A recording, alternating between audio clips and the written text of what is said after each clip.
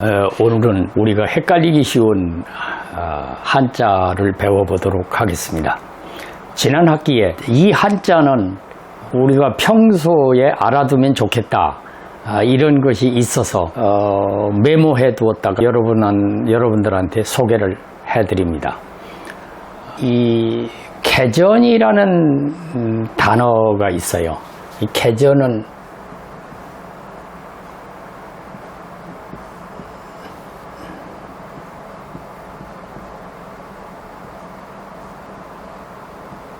이게 이 개전의 정의다 그러잖아요. 잘못을 뉘우쳐서 마음을 고치는 것이다. 그런데 이거하고 비슷해요. 저는 가끔 헷갈리더라고요. 이게 물론 글자는 다르죠. 그러나 이게 이래요. 시사다 그러죠. 우리가 시사하는 바가 크다. 이게 부축일사자인데 미리 간접적으로 표현해 준다. 뭐 이래가지고 이거는 개전이라고 하고요. 이거는 시사라고 한단 말이에요. 이게 비슷한 것 같은데 좀 다르다. 그래서 참고하시면 좋겠고요. 그 다음에 감자죠. 이게 감. 또 이런 자가 있단 말이에요. 이거 이제 이게 살자죠. 살. 이거를 감쇠라고 부르더라고요. 이 감쇠라고 합니다. 그러니까 덜어서 없애는 것을 가리킨다. 이게 살자로 발음을 하는 게 아니라 도금이 쇠자다 이런 얘기죠. 그 다음에 우리가 이게는 이제 술의 차라고도 하고 술의 거라고도 하고 그러죠.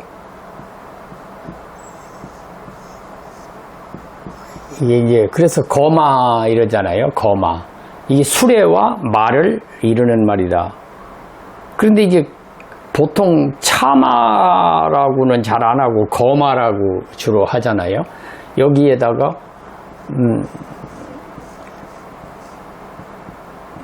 이게 거마비를 얼마 받았다. 뭐 이것이 이제 차라고 안 하고 거라고 한다. 이제 이런 거고요. 지난번에 한번 소개를 해드린 것 같습니다만은 경질이라고 그러잖아요. 이거를. 그런데 이거는 이제 갱생, 다시 살아났다.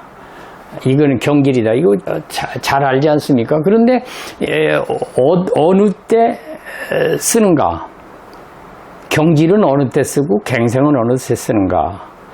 이거는 부사로 다시 살아났다고 할 때는 부사로 쓸 때 쓰고, 이 경질은 고칠 경자라고 발음할 때는 이건 동사였을 때 그렇게 한다. 이제 이런 얘기죠. 이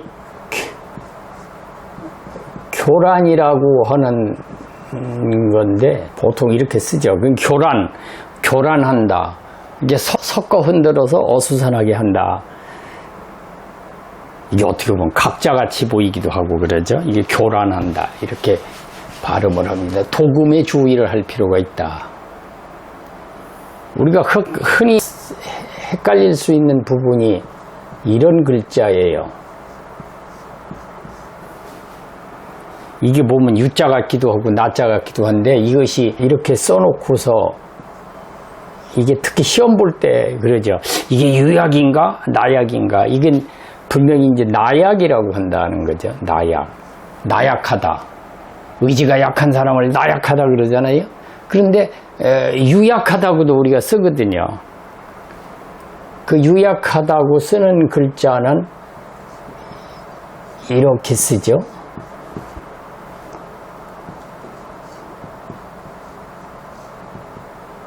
이게 유약이라고 한다. 그런데 이것이 도금 잘못하면 이게 유약인가? 이게 헷갈릴 수가 있다. 다음에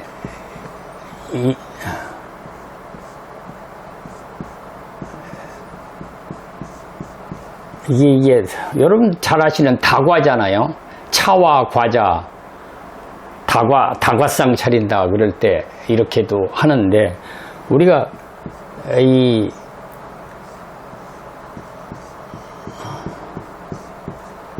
이렇게 쓰고 차문화라고 하잖아요. 이거는 이제 우리가 차문화 할 때 이렇게 표현하기도 한다. 이제 이런 얘기죠. 이건 다과라고 한다. 이 도금에 주의할 필요가 있죠.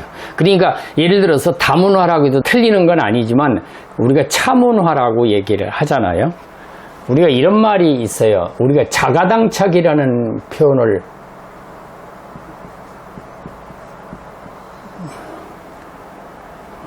많이 쓰죠. 당착, 자가당착 이런 얘기. 앞뒤가 서로 맞지 않아서 모순되는 거를 이제 당착, 자가당착이다 이렇게 표현을 합니다. 그런데 같은 발음이지만 다른 경우도 있다. 예를 들어서 이런 걸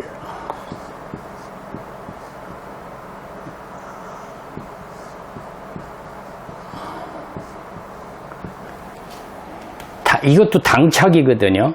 이건 뭐냐면 잡힘을 당하다 이렇게 잡힘을 당하다 이랬을 때 당착이다. 이건 앞뒤가 모순되는 걸 말한다. 이래죠. 같은 당착이라도 다르다. 그 다음에 우리가 이게 이런 거를 써요. 이게 목과잖아요. 목과 원래는. 그런데 이것을 목과라고 안 하고 모과라고 한다 이런 얘기죠. 이거 한약재로 쓰기도 하고 원래 그 속담에 실과망신은 모과가 시킨다 이럴 때 모과라고 한다. 이건 목과라고 하지 않고 모과라고 한다. 그런데 이렇게 쓰고요. 목과라고 또 한다는 거죠. 예를 들어서 나무 열매를 얘기할 때는 이렇게 목과라고 한다. 이렇게 목과라고 쓰고 이렇게 한다. 요거는 모과를 가리킨다. 이런 글자가 있죠. 이게 잘못하면요. 이런 거하고 비슷하게 해가지고 이게 분포인가 반포인가 헷갈릴 수도 있다. 이 세상에 널리 퍼뜨린다. 이게 훈민정음을 반포한다. 이럴 때 반포라고 쓰고요. 여러 곳에 널리 퍼져 있을 때는 분포라고 한다. 이건 반드시 반포다 이거죠.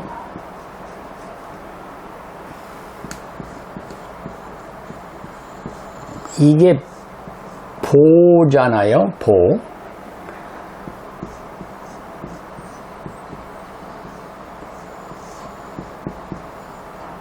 이게 보수라고요. 보수. 이게 근로의 대가로 주는 금전이나 물품을 우리가 보수라고 한다. 뭐 월급도 포함되겠죠.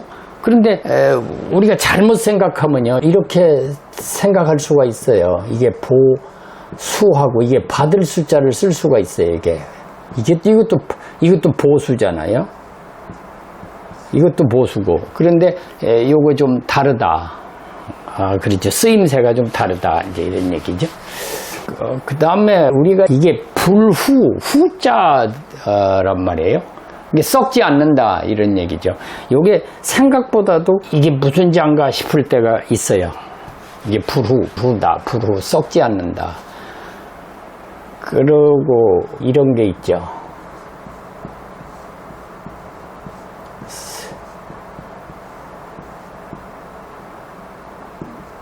이게 우리 서식지라고 할 때 잘 쓰는 말인데 동물이 깃들어 사는 것이다.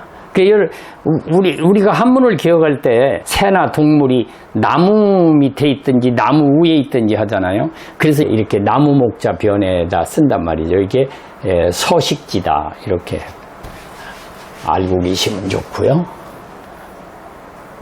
그 다음에 이런 글자가 있죠.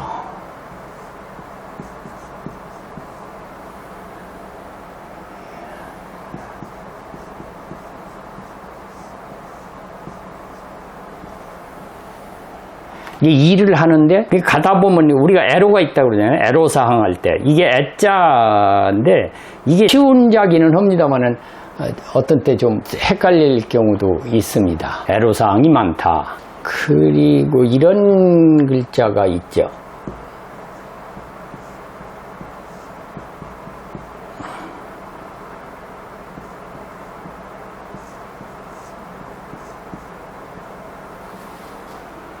이게 오열이란 말이죠. 이게 오열. 우리가 목이 메어 우는 거 오잖아요. 오열. 이게 자칫 잘못하면 오인으로 생각할 수가 있다. 근데 이 글씨를 쓸 때요, 이것이 이 오자는 요 까마귀 오자라는 거, 원래 이렇게 되면 이게 세조자가 되잖아요. 이게 없으면은 까마귀 오자에다 입구에 까마귀 오게 오열이다. 이게 요거를 헷갈리기 쉽더라고요. 오인인가? 우리가 그냥 오인이라는 말도 있잖아요. 그러니까 오열과 오인을 혼동하기 쉽다. 그 다음에 우리가 오밀조밀하다고 할 때 이렇게 쓰는 자인데, 이거는 쉬운 자지만은 저게 조금 몹시 촘촘하다, 오밀조밀하다 이렇게 할 때 이 조자라는 거를 잊지 않으셨으면 좋겠고요. 그 다음에 우리가 헷갈리기 쉬운 자 중에 이런 말이 있어요.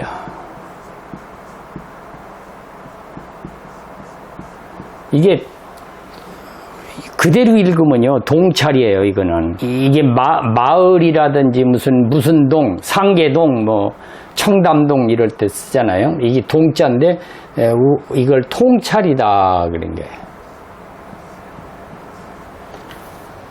이것은 뭐냐, 어떤 뜻이냐, 온통 밝혀서 살피는 것이다. 그런데 우리가 이런 글자를 이제 배우게 되면은 그 다음에 그럼 통찰력은 뭐냐? 통찰력은 이 통자를 쓴다는 거죠.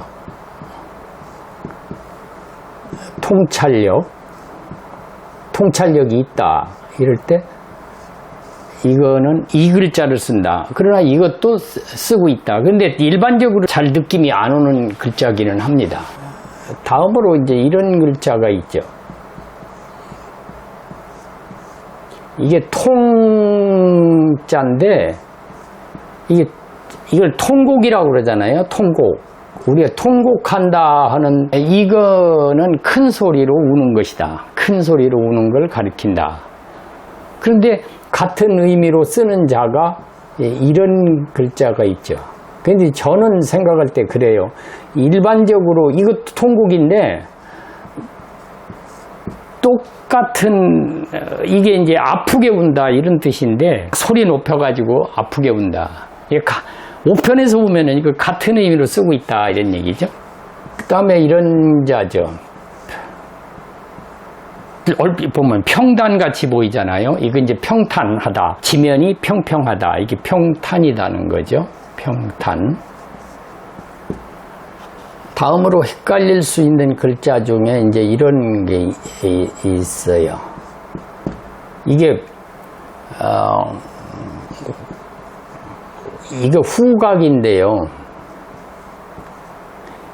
한문이 깊은 분들이야 뭐 이런 거 쉽게 알 수 있는 거지만, 그렇지 않으면은 이자하고 혼동할 수가 있어요. 이게 취자거든요. 냄새 취자란 말이죠. 그러니까 후각하고 이게 취각이라고 읽으면 안 된다는 거죠. 그 다음에 요런 자가 있죠.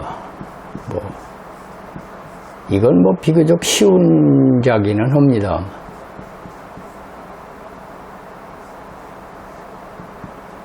이게 횡포잖아요. 횡포를 부린다. 그런데 같은 글자를 써놓고 우리가 이렇게 하잖아요. 이거는 또 폭력이라 그러잖아요. 폭력. 왜 같은 자로 안 했는지 모르겠어요. 이게 횡포라고 하고 폭력이라고 한다. 이거 뭐 여러분들 잘 아실 거고요. 비교적 쉬운 글자 아닌가. 그 다음에 이런 자가 있죠.